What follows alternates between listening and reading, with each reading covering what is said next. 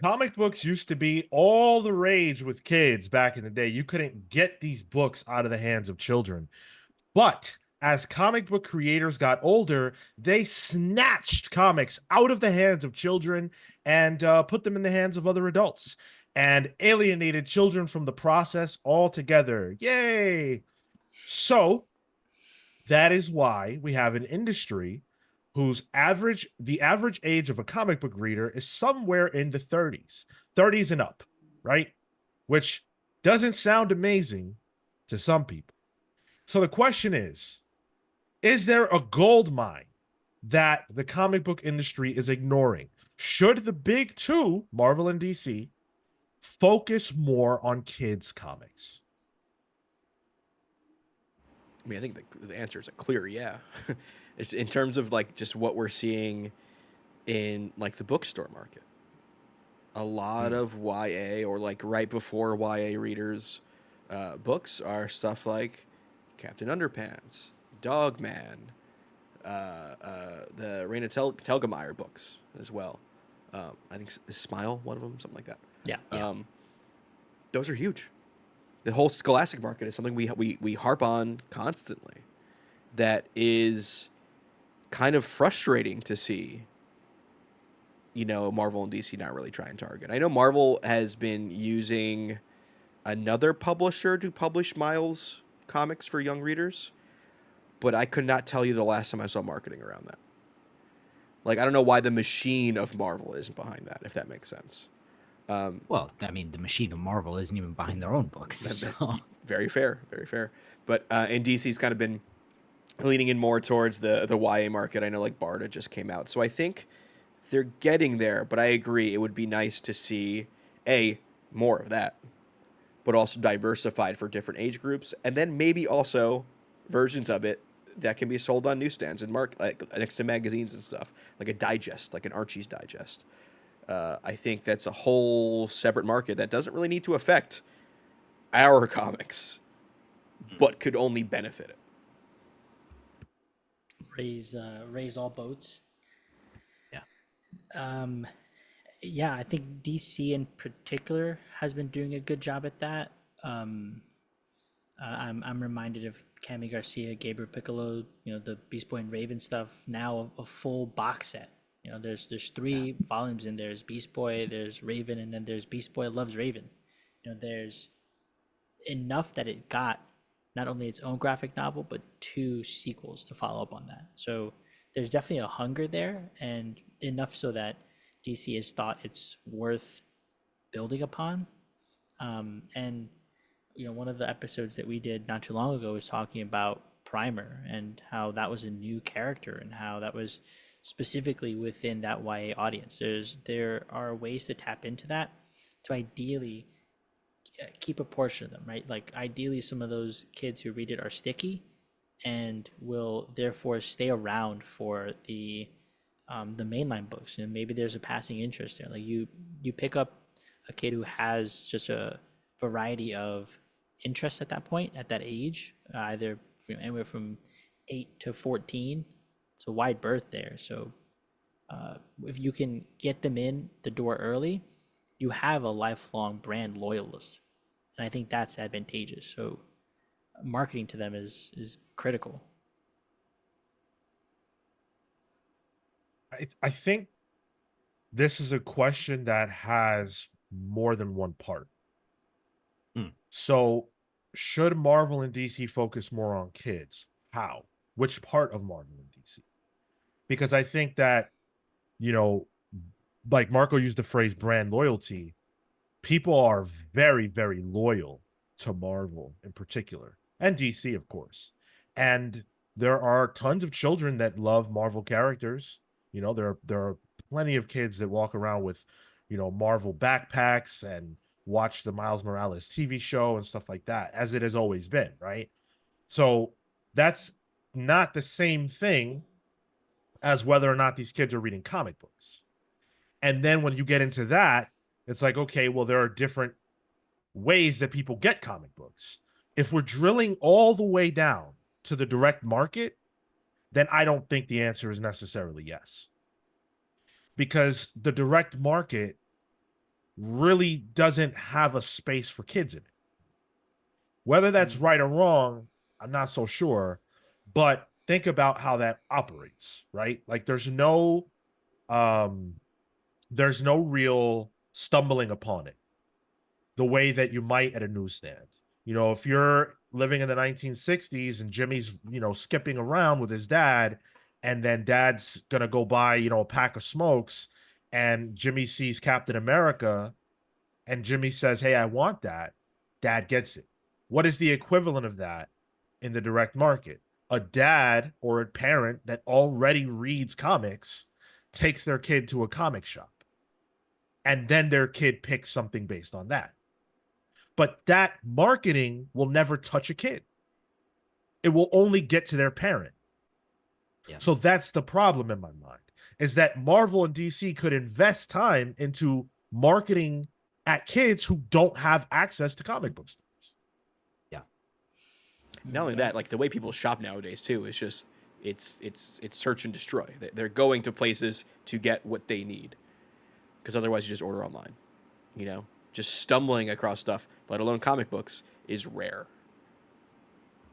And then there it becomes marketing to the parents, and once you have at that level, you're competing. It comes out to, well, I guess there it comes out to what the parents feel like is most valuable for their kid to read, because you can have as many characters as you need, but if you don't have a wide variety of titles for you to be able to be a little choosy from, maybe you only have the Spider-Man stuff, maybe you only have the Beast Boy and Raven stuff, then I have my collection of comics that I could give to you for you to go read, and then you could become an activated reader, something on the same level as me as the parent, as opposed to having your own kind of comics reading habit.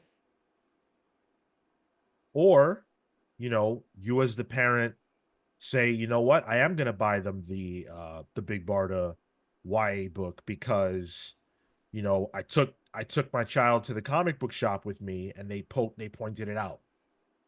Or you just know that exists, so you get it for them because they're interested in comic book characters or whatever, right? But it's a parent's choice Mm-hmm. because there is no discoverability on the part of a child. Right. Unless the character is a Fortnite skin or something. Yeah. But again, right? Then it's like, wow, I love Iron Man. I play as Iron Man in Fortnite. What is a kid more likely to want? The Iron Man comic book that they don't even know exists, or to see the Iron Man movie or the Iron Man cartoon or play with an Iron Man like there's just so many other ways you can consume Iron Man that you could love Iron Man to death without ever touching a comic. That's crazy, right? But it is true. I love Batman to death, but way before a decade plus before I ever read a comic with Yeah. Batman in it. Yeah. Yep. Played the Spider-Man video game first. Yeah. And then does the question be, are big two comics not for kids? Like, is it something you graduate to from liking the characters from other forms of media? No, I think it's something. I think it is something that you come across in general. Like, it's in the same way that you have to activate a kid to read a book. Like, it starts with first being handed the thing. Like, I don't know that kids are gonna go necessarily pick up a book because it's no longer as prevalent as internet and video content is currently. Like, that is the big deciding factor for what a child is going to consume, or what somebody in the year of our Lord 2024 is going to consume. So how do you, like, I have young kids who or young nephews and nieces who they know how to navigate YouTube better than they might know how to navigate Google Maps to go find a physical location to go buy something. They're also kids. They're not going to go. They're probably not allowed to go. So why would they know how to work Google Maps? I guess say I want to buy a book. Like, I've not personally had any experience with a child being like, I want to go shop for a book. Books are also mandatory to read through your childhood. Comic books are not. So when you go to school, you will encounter books. And so you could develop a love of reading books through that. But comic books are not mandatory for you to read. So you have to have an encounter with that for some reason, Mm. rather than books, which they will be introduced to you because of the way your life will play out. So using schools as like a forced discoverability, whether that's in a syllabus or in a scholastic book fair. Right. And Yeah. and that is changing, Yeah. Mm. Yeah. you know. Certainly, like when I was a kid, I had the ability through Scholastic to get things like, underpants, Captain Underpants, and Mhm. a modern child would be able to get Dogman or whatever. And that's all good. But if this conversation is about Marvel and DC, right? You know, Well, I mean, the fact that we can, we can think of Captain Underpants and Dogman and Raina Telgemeier's stuff, Smile, off the dome, but we can't think of, a good Marvel or DC book for, say elementary school kids at the Scholastic Book Fair, right? That doesn't speak well to Marvel and DC. So then maybe the priority doesn't become marketing to kids or to parents, but uh, entering some kind of academic space. Like I know in college I had classes from an English lit perspective where it's okay. You're teaching this from this academic perspective. Like there are stories that have value that have an additive element because they're also visual. Like I'm sure you could make a case for that in high school to be like, let's read these comics, and then supplemented by the fact that that's normalized, and now you're pushing scholastic books. You're pushing those books on scholastic fairs. I think that works in private schools. I think it's harder in public schools where they have to teach for tests, which is a whole different conversation. They don't really get to teach what they want to teach in public schools. It's to teach for a test so the test scores are good so they get more money for the school. Yeah. There's not as much flexibility there. Like I went to a private school. I did a whole 30-page paper on Watchmen my junior year of high school. But that is a benefit I had that most people do not get to have. Come on here to brag. No, Come no, on here with your chains. no. I didn't get any sex ed, Cal.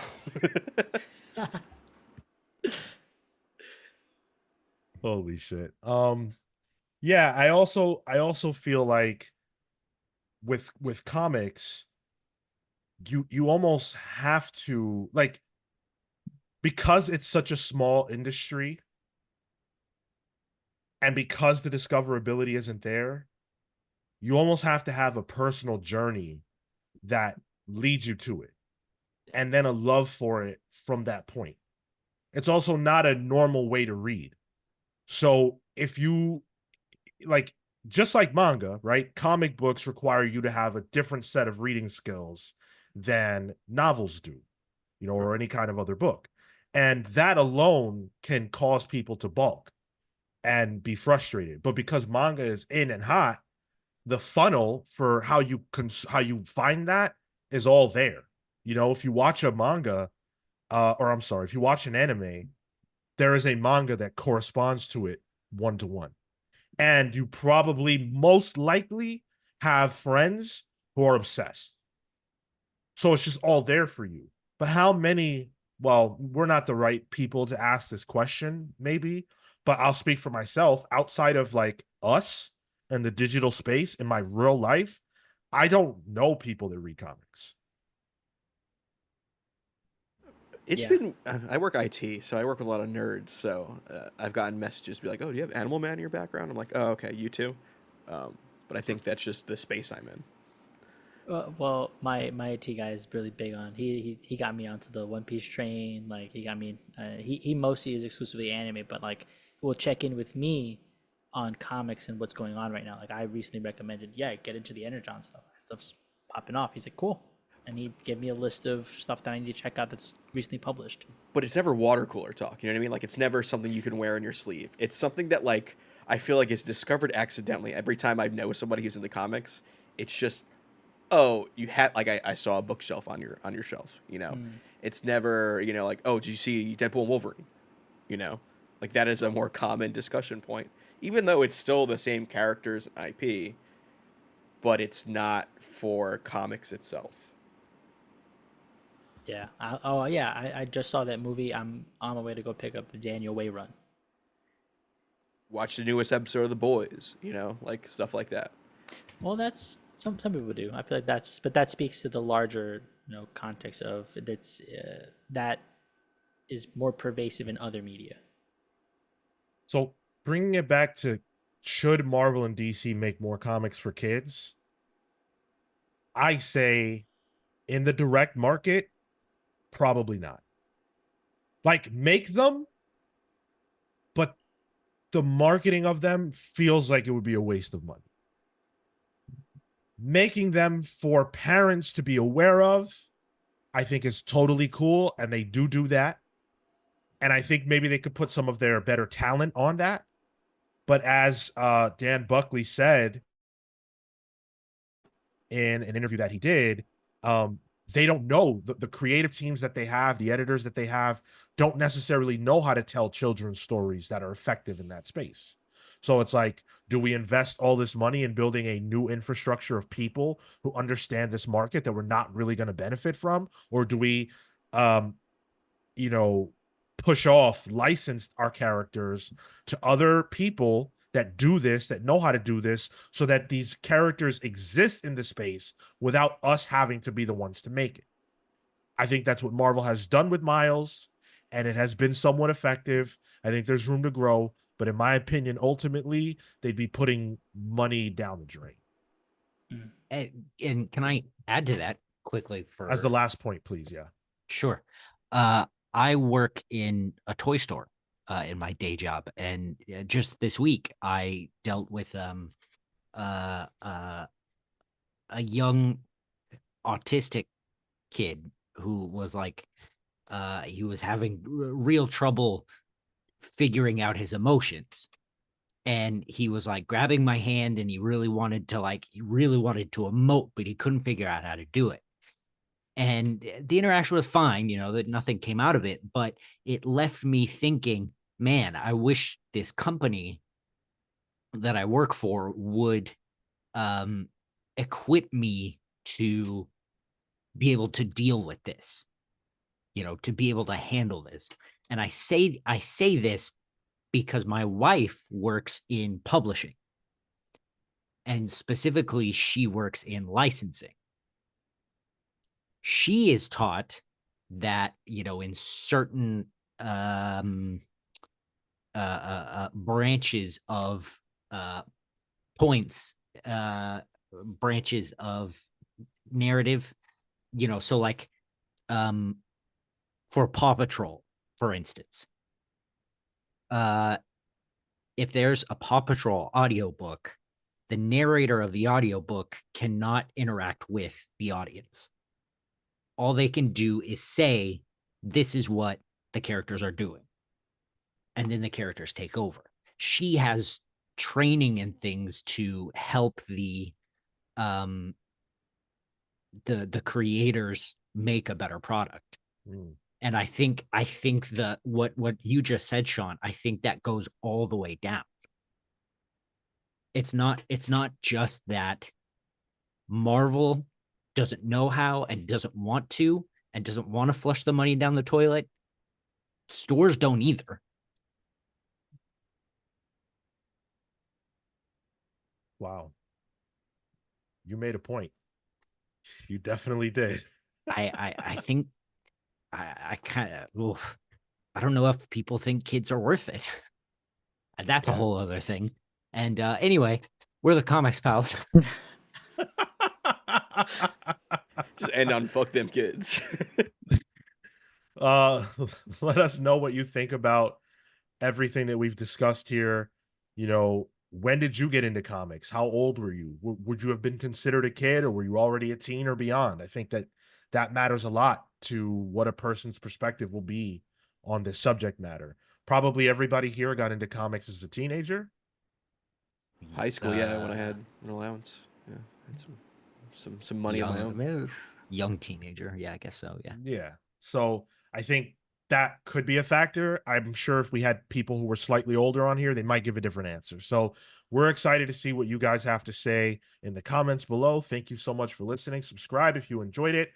Hit the like button, smash the notification button so you always know when we put out new things. Thanks for watching. Take care, guys.